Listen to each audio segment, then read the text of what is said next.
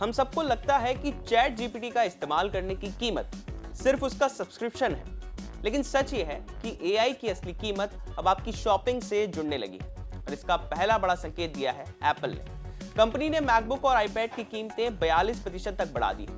लेकिन सबसे बड़ा सवाल, आखिर एआई का एप्पल की कीमतों से क्या लेना देना है और आईफोन को इस बढ़ोतरी से बाहर क्यों रखा गया है?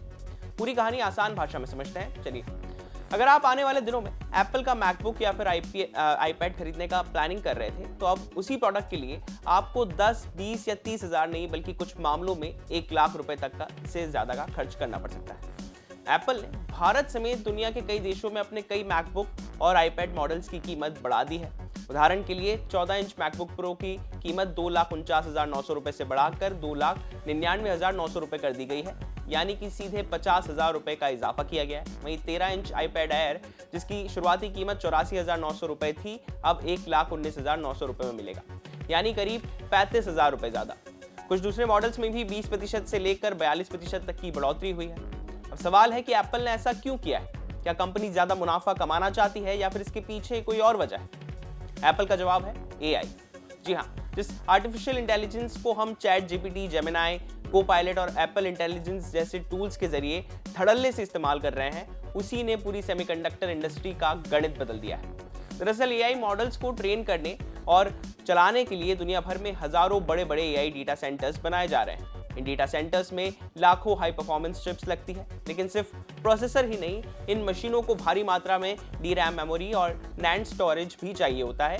ये वही मेमोरी चिप्स है जो आपके लैपटॉप, टैबलेट और स्मार्टफोन में भी इस्तेमाल होती हैं।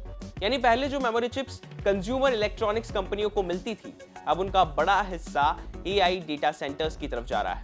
नतीजा, सप्लाई कम हो गई है और कीमतें तेजी से बढ़ गई। एप्पल का कहना है कि इतनी तेजी से कंपोनेंट कॉस्ट पहले कभी नहीं बढ़ी। कंपनी पिछले 2 क्वार्टर से इस बढ़ी हुई लागत को खुद झेल रही थी, यानी ग्राहकों पर इसका असर नहीं आने दिया। लेकिन अब खर्च इतना बढ़ चुका है कि कीमत बढ़ाए बिना कंपनी के लिए काम करना मुश्किल हो गया है। यही वजह है कि मैकबुक और आईपैड की कीमतें बढ़ाना पड़ी है। और ये सिर्फ एप्पल की समस्या नहीं है। Market research firm Counterpoint research का कहना है कि एआई की वजह से मेमोरी से लेकर प्रोसेसर तक पूरी सेमीकंडक्टर सप्लाई चेन पर दबाव बढ़ गया है। यानी आने वाले समय में दूसरी टेक कंपनियां भी ऐसा कदम उठा सकती हैं। लेकिन आप आते हैं उस सवाल पर कि जब बाकी प्रोडक्ट्स महंगे किए गए हैं, तो फिर एप्पल ने आईफोन की कीमत क्यों नहीं बढ़ाई? इसकी वजह प्योर बिजनेस है। आईफोन एप्पल का सबसे बड़ा रेवेन्यू जनरेटर या फिर कह सकते हैं कि कैश काउ है। कंपनी की कुल कमाई का सबसे बड़ा हिस्सा यहीं से आता है। अगर एप्पल अभी आईफोन की कीमत बढ़ा देती है, तो लाखों ग्राहक जो आने वाले फेस्टिव सीजन में अपना खरीदने का फैसला कर रहे हैं, वो टाल सकते हैं और इसका सीधा असर कंपनी की बिक्री पर पड़ सकता है।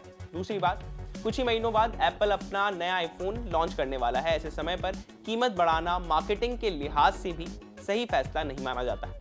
यानी कि एप्पल ने फिलहाल अपने सबसे अहम प्रोडक्ट को प्राइस हाइक से बाहर रखा है, लेकिन इसका मतलब ये नहीं है कि आगे भी आईफोन सुरक्षित रहेगा। विशेषज्ञों का मानना है कि एआई इंफ्रास्ट्रक्चर की मांग अभी जल्दी कम होने वाली नहीं है।